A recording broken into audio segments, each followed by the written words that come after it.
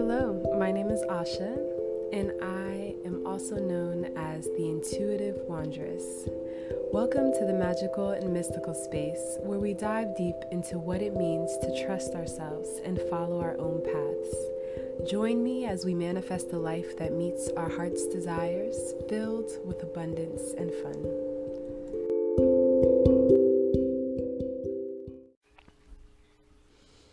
Hello, welcome back to another episode of the Intuitive Wanderess. I'm your host, Asha, and before I even get started, I really just want to take the time to genuinely say thank you. Thank you for taking the time to listen to what I have to say. Thank you for listening to my podcast, and thank you for all of your support. The intention behind creating this podcast was really a result of needing to share my voice, needing to express myself authentically without feeling ashamed, without feeling guilt, and just recognizing that I have a unique perspective that resonates with others, and hiding that is just a disservice to the world and a disservice to what God has created, which is me.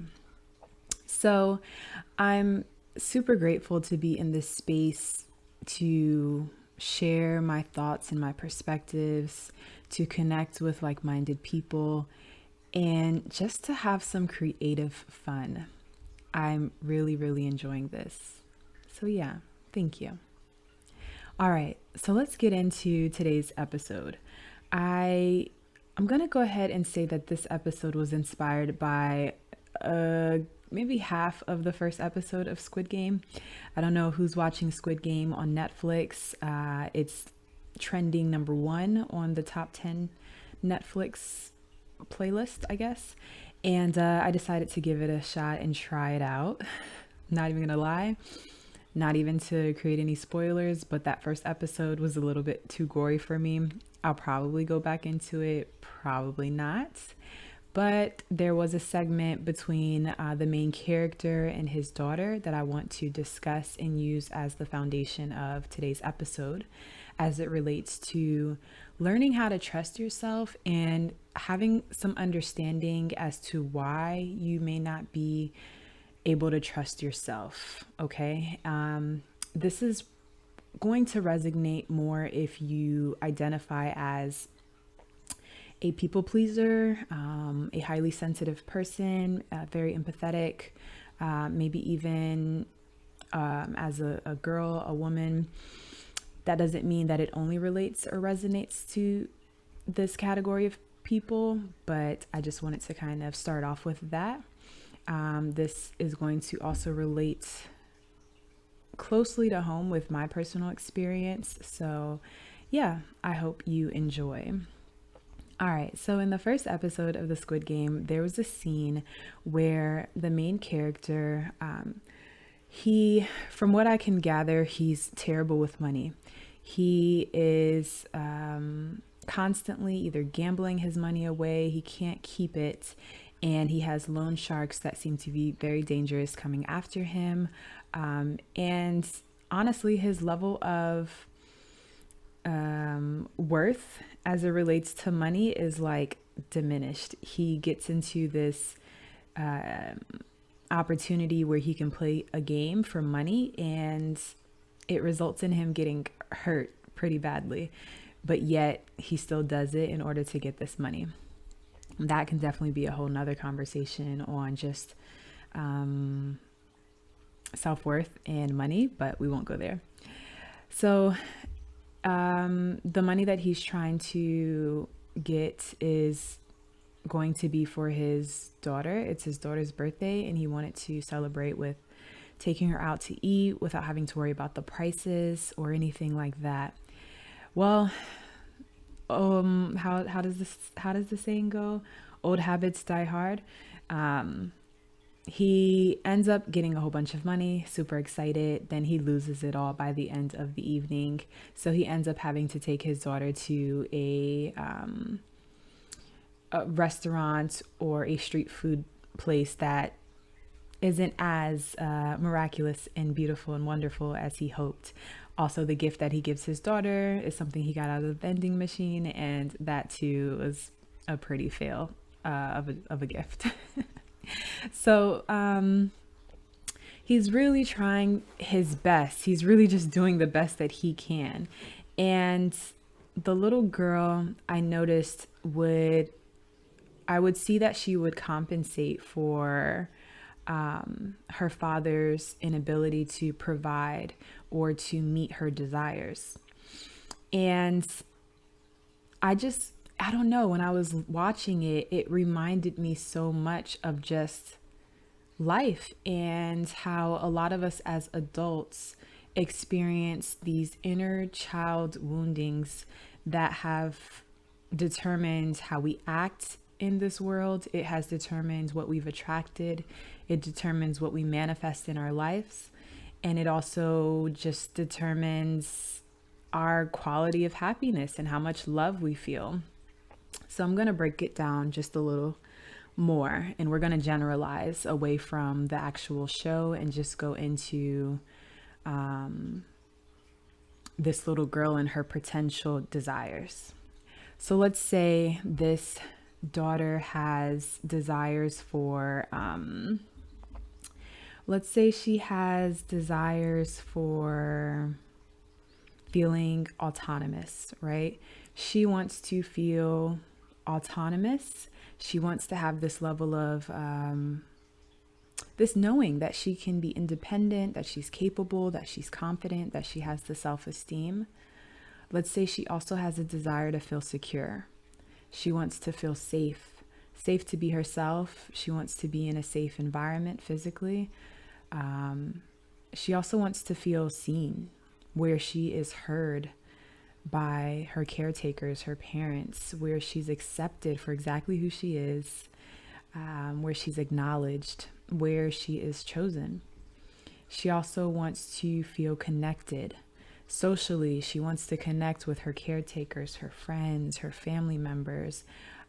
She wants to establish and embrace the love that's in her heart and that she wants to experience from those people around her.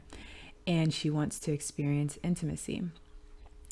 Being that she's a child, her intimacy may be receiving hugs from her parents, feeling safe, laughing, being loved, feeling warm, feeling calm, having a safe space emotionally and mentally. So these are the desires that she has and is expecting from her parents or her caretakers. Then the daughter doesn't feel or recognizes that the parent isn't providing or meeting these desires. So going back to the episode episode 1 of Squid Game, the little girl was told by her father that he was going to take her out to this nice restaurant. It seems like this is not the first birthday where he has not met her desire for feeling safe, for feeling secure. And it seems like she's pretty accepting of it. But I could imagine that the daughter does not feel good when the parent doesn't provide. So even in the scene, you can notice when he was like, oh, I wanted to take you to a nicer restaurant. She goes on to say that her stepfather took her to a steakhouse, so it's okay. And she can see the disappointment on her father's face. Not the disappointment in her, but the disappointment in himself for not being able to provide.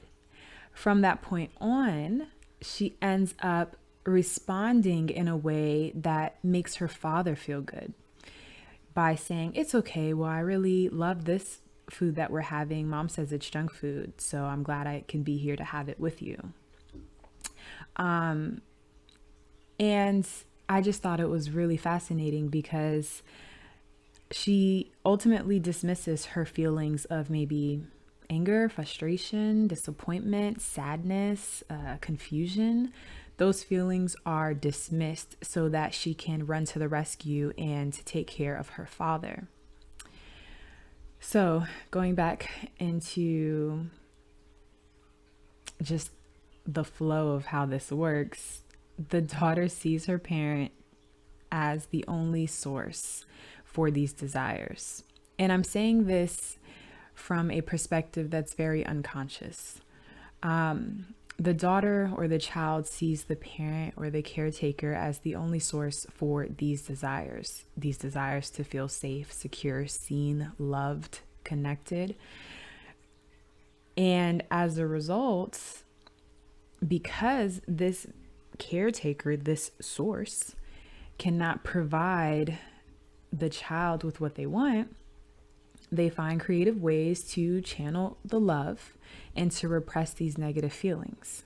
Because ultimately, what's more important, having my desires met or being loved, which almost feels like the highest desire. Well, I want to be loved, and I only have these parents. I came into this unique world, and these are the people that have been with me. My first ability to see, if I'm hungry, they feed me.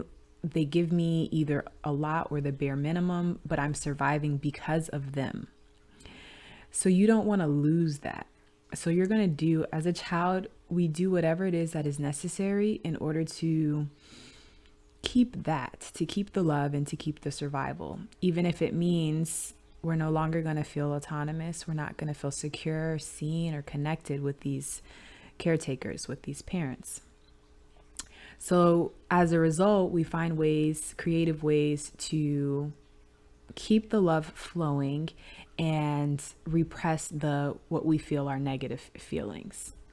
So some of those things can be, if we think about the example in this episode, she started to overcompensate. She dismissed her feelings, and she became very vigilant on her dad's expression, right? So she saw his expression and she decided to let him know it's okay, like to reassure him, it's okay, I'm still happy.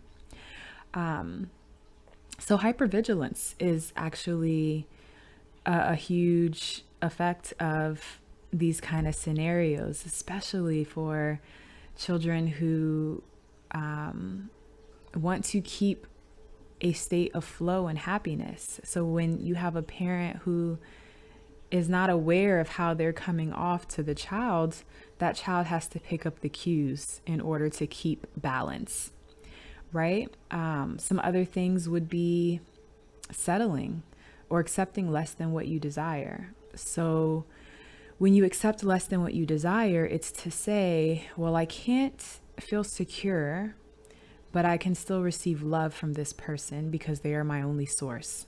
So I guess I'll just have to accept that I won't feel secure with them, but at least I'm loved. Other things that can happen are just deflections. You start to deflect from how you're truly feeling. You start to repress that, and that now becomes a shadow, something that you can't necessarily see. And it's something that you choose not to acknowledge and embrace. Isolation. Isolation is another example of what happens. You feel like I can't fully express my anger or frustration or sadness or disappointment with my caretaker because my caretaker is my sole provider for love and survival. And I don't want to stir that up.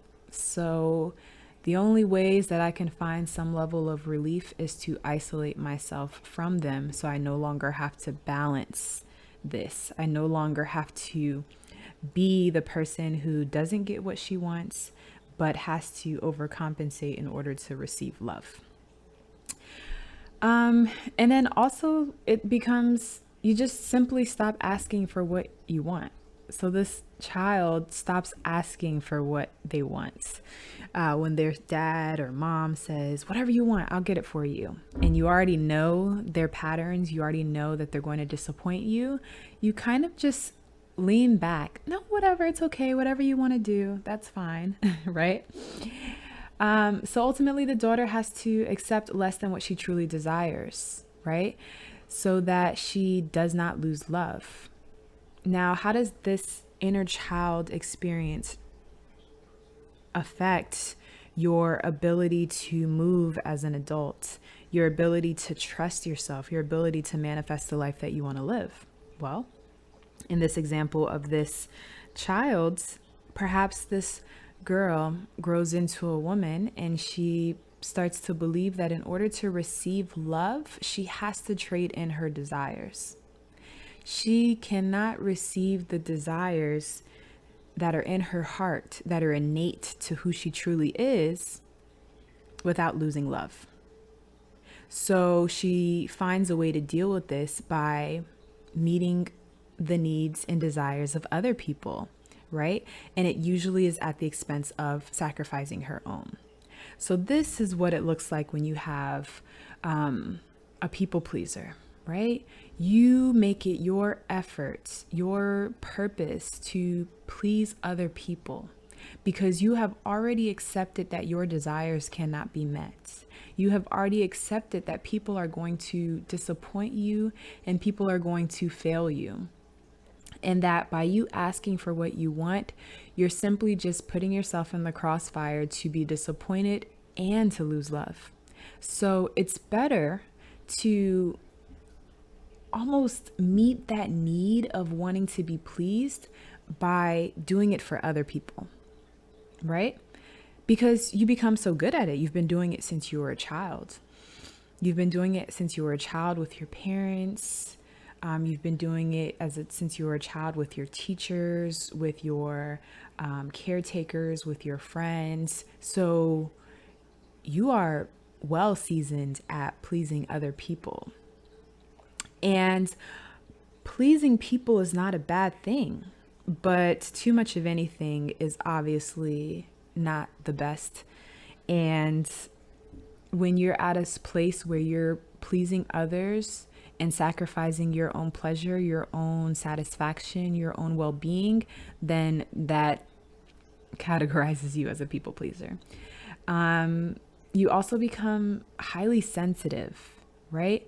You are so sensitive to rejection because it's something that you do not sit down with. You don't allow yourself to acknowledge that you have felt rejected in your life, that you have been disappointed, that you have felt anger and frustration with people that you love and admire the most. Because when you do that, it completely confuses your mind, especially as a child. How is this person or these people, ultimately, they're my God. They are God. I'm here because of them.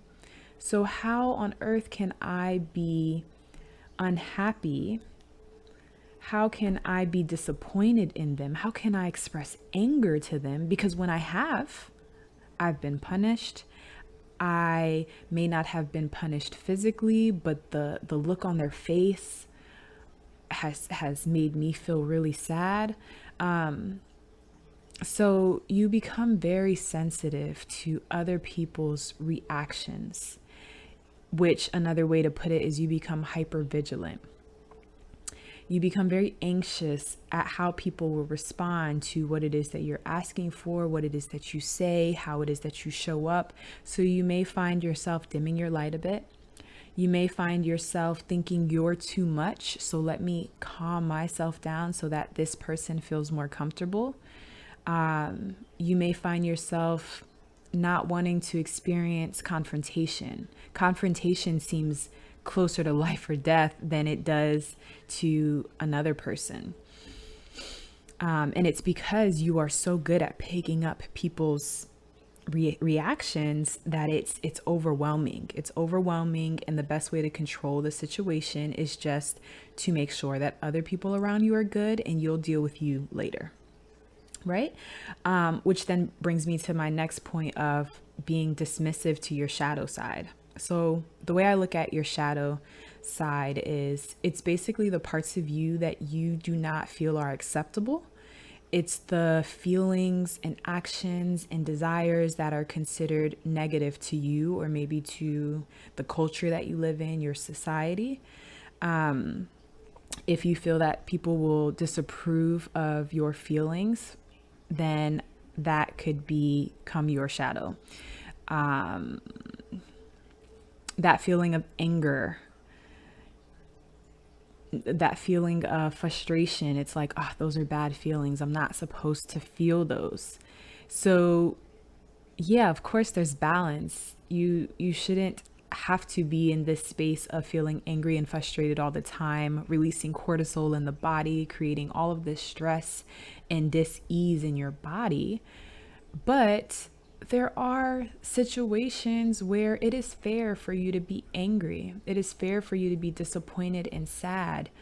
And when you have this inner child wounding, you may not allow yourself to experience that in a healthy way so that it can pass through you.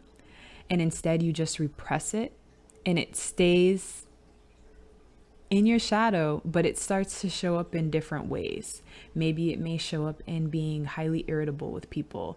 Maybe it may show up in your desire to isolate yourself even more. It may show up in ways where you become very introverted, in ways that you almost feel like you only have this safety and sacred space if you are alone, because no one else is going to understand you. No one else is going to validate you, support you, or allow you to express this without making you feel guilty, without making you feel wrong. So, yeah, I mean, it's a lot to take in from that episode. But it really resonates with me because this has been my experience. My experience of being that good girl. That's another effect. Feeling like I have to be the good girl in order to keep control, in order to make other people feel safe. I have to suppress parts of me that are very natural and very much of who I am, right? And, I don't think I'm the only woman out there who experiences that. And I know that a lot of the aspects of me that have been, a lot of the aspects of me that I truly enjoy, I've learned to see them in two ways. It is who I am and I get to embrace it. And also I've had to question and say, am I this way because I am feeling disempowered? Am I this way because there's still inner child wounding that doesn't allow me to fully express the full span of who I am? So I'll go back into an example of introversion. For those who know me personally, I like to think that I have a very outgoing personality. I wouldn't consider myself to be shy. I'm very open. I love to connect with people. And at the same time, it has also been shared that while I'm very open and I make other people feel very good and comfortable, people don't always know a lot about me, or they have not been able to dive deep with me. And that's not for everybody. It really depends on who you are in my life.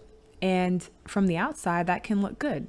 She has firm boundaries on who she is and what she'd like to share. She protects herself, which is good. And overall, she has a good head on her shoulders. She knows what she's doing. She knows who she is. And she doesn't owe anybody an explanation. That's the light version of it, right? But the dark version of it is, perhaps there's parts of her where she fears intimacy. She fears that if she expresses herself fully to people, that they may judge her, they may try to make her wrong, they may try to take away her autonomy, make her feel as if, like I said, she's wrong, or she's silly, or she's naive. So as a result of that, and I need to stop talking to myself. like I'm third person, but she ends up, I end up leaning a little more towards my introverted side.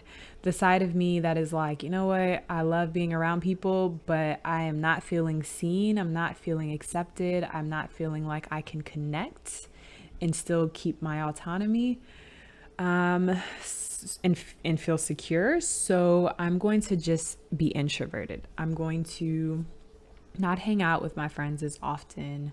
I'm not going to express who I am. I'm not going to express my quote unquote negative feelings with others because I just want to keep the peace, right?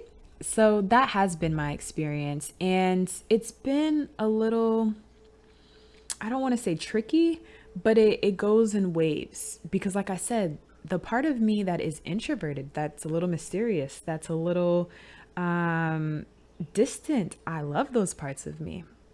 I enjoy who I am, and I don't want to share parts of me unless you've earned it, unless I feel safe and secure. So I find it very valuable.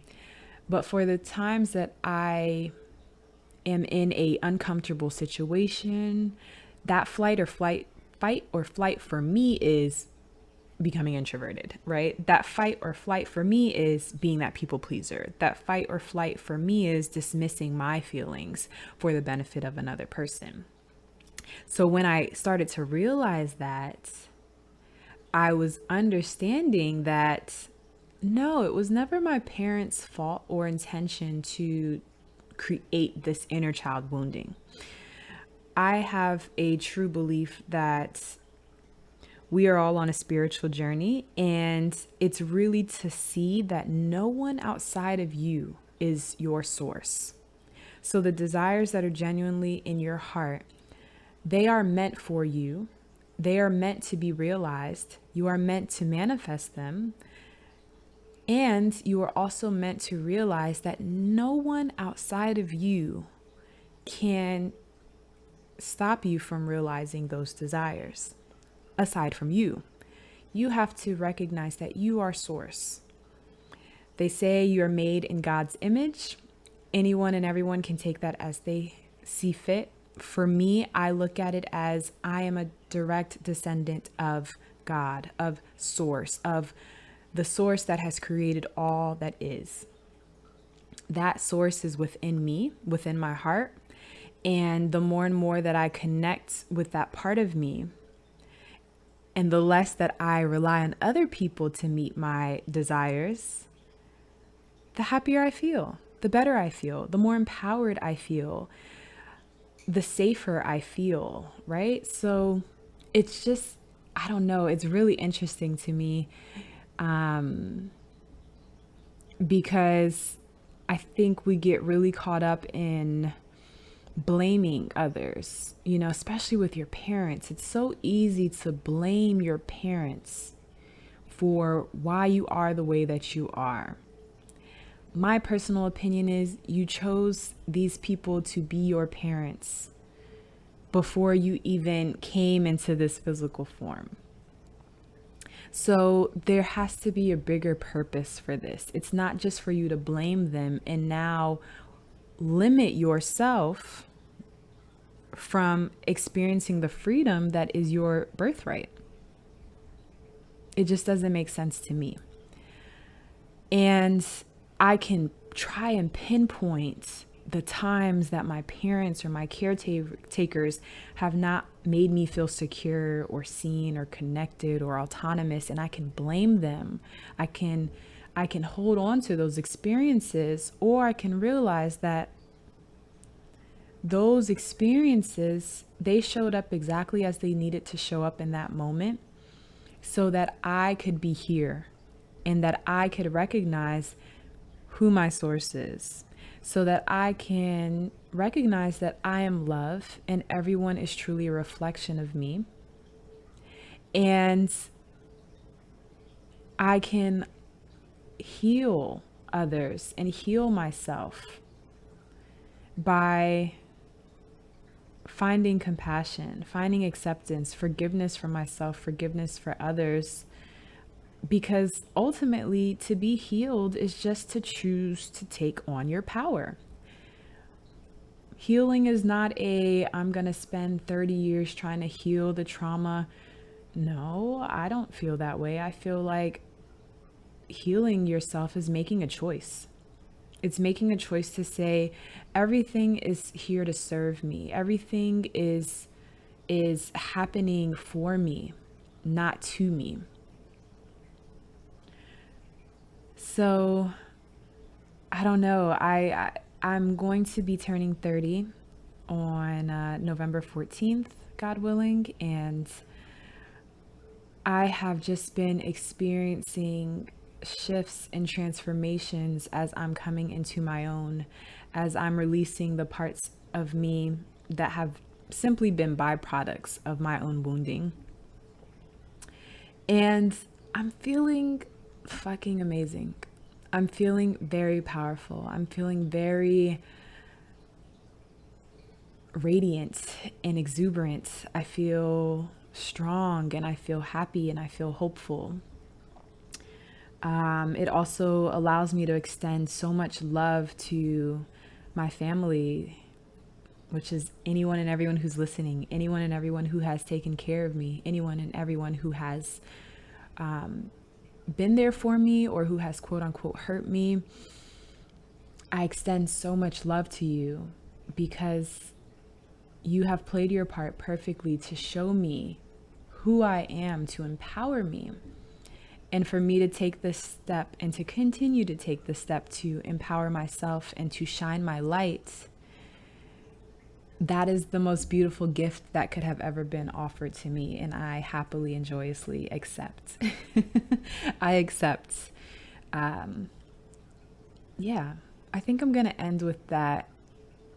I hope that this episode was helpful to you. I hope it allows you to see yourself in more of an empowered state,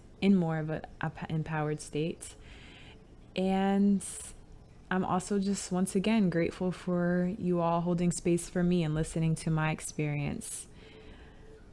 All right, well, we'll end with that. I hope you all have an amazing day, an amazing October, and stay tuned for more. Take care. Bye.